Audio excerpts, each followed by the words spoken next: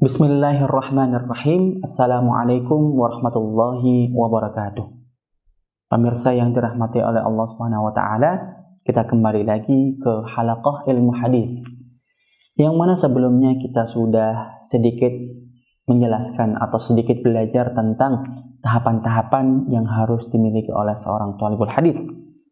Salah satunya yang pertama, dia harus mempelajari kitab-kitab kontemporer seperti kitab Taisir Mustalahul Hadis karya Dr. Mahmud Tohan dan lain sebagainya. Kemudian setelah dia menyelesaikannya, dia boleh memasuki pada kitab seperti Syarah Ghorabis Sahih. Kemudian setelah menyelesaikan kitab itu, dia boleh masuk kepada kitab selanjutnya, yaitu Al-Manzumah Al-Baiquniyah atau dengan syarahnya. Tentunya semua kitab yang dipelajari ini harus di bawah bimbingan seorang guru, tidak dibaca sendiri oleh murid. Kenapa? Karena ketika membaca sendiri langsung dengan kitab atau dari sebuah buku, maka di situ akan ada kesalahan yang sangat fatal. Kenapa? Pertama, dia tidak melalui sanad. Kenapa tidak melalui sanad? Iya, karena dia tidak belajar melalui guru, tidak mendapatkan izin dari Rasulullah SAW. Yang kedua, dia akan berusaha memahami isi atau materi dari buku itu dengan pemahamannya sendiri. Dari mana kita tahu pemahaman kita itu benar terhadap kitab yang kita baca? Apakah kita yakin dengan kualitas bahasa Arab kita? Apakah kita yakin bahwa apa yang kita baca itu benar? Belum tentu. Oleh karena itu, seyogianya untuk melalui seorang guru yang menjelaskannya dengan bahasa yang lugas, bahasa yang sederhana, yang dapat dipahami oleh kita seorang pemula dalam belajar ilmu hadis. Yang kedua, setelah menyelesaikan kitab Bulughul setelah kita menyelesaikan kitab Al-Manzumah Al-Baiquniyah, maka kita boleh masuk kepada kitab Nukhbatul Fikr, atau dengan syarahnya yaitu Nuzhatun Nazar, Syarhu Nukhbatul Fikr karya Ibnu Hajar Al-Asqalani rahimahullahu ta'ala. Kitab-kitab ini merupakan kitab asasi atau buku-buku pedoman, buku-buku pemula yang harus benar-benar dihafalkan dan dipahami oleh seorang pemula. Kemudian setelah menyelesaikan kitab-kitab tersebut, dia boleh masuk ke kitab Ikhtisar Ulumil Hadis karya Ibnu Katsir rahimahullahu ta'ala.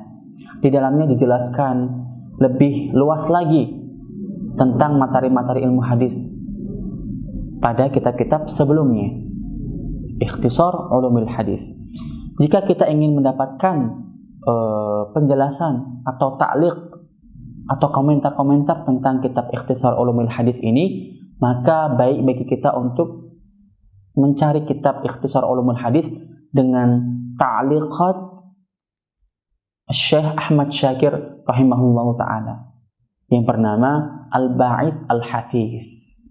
Dijelaskan di dalamnya permulaan sebelum kita masuk ke jenjang setelahnya. Karena setelah kitab Ikhtisar Ulumul Hadis ini, kita akan masuk kepada sebuah kitab yang sangat penting dalam ilmu hadis, yaitu kitab karya Ibnu Shalah rahimahullahu ta'ala yang bernama Ma'rifatul Ulumil Hadis. Kitab Ma'rifatul Ulumil Hadis ini dikenal dalam kalangan para muhaddisin dengan nama Muqaddimatu Ibnu Shalah atau Muqaddimah Ibnu Shalah. Kitab ini sangat besar, kitab ini sangat luar biasa. Artinya kitab sempurna yang mengumpulkan apa-apa yang tertulis dalam kitab-kitab sebelumnya. Memang kitab mukhtasar, memang kitab muqaddimah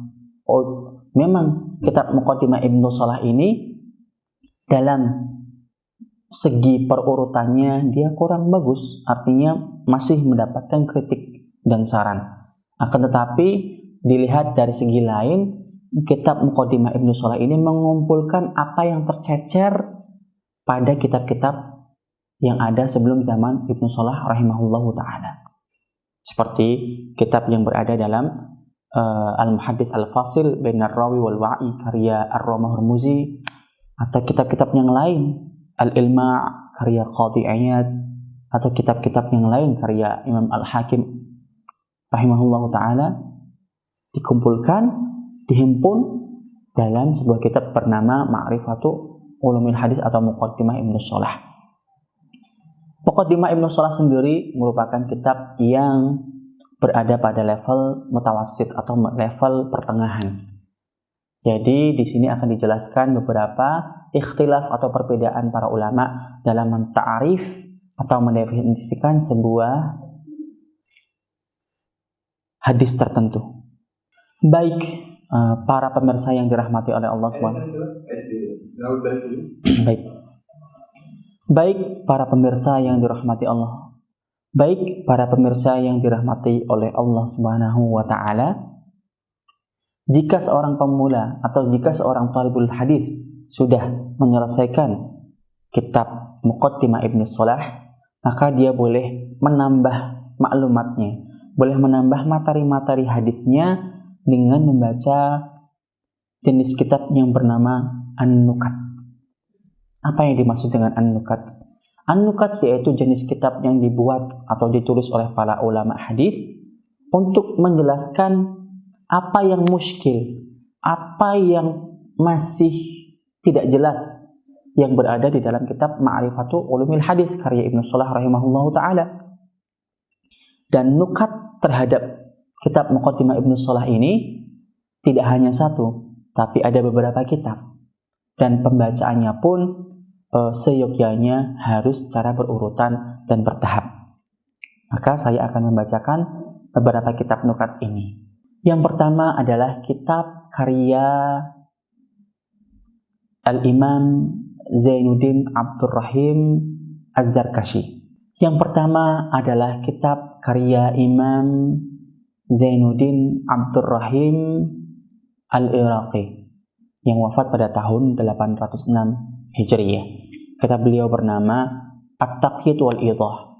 Kitab At-Taqyid wal Idah ini merupakan kitab nukat yang dibuat oleh beliau terhadap Muqaddimah Ibnu Shalah, menjelaskan, menambahi, mengomentari atas apa yang ada di dalam kitab Muqaddimah Ibnu Shalah.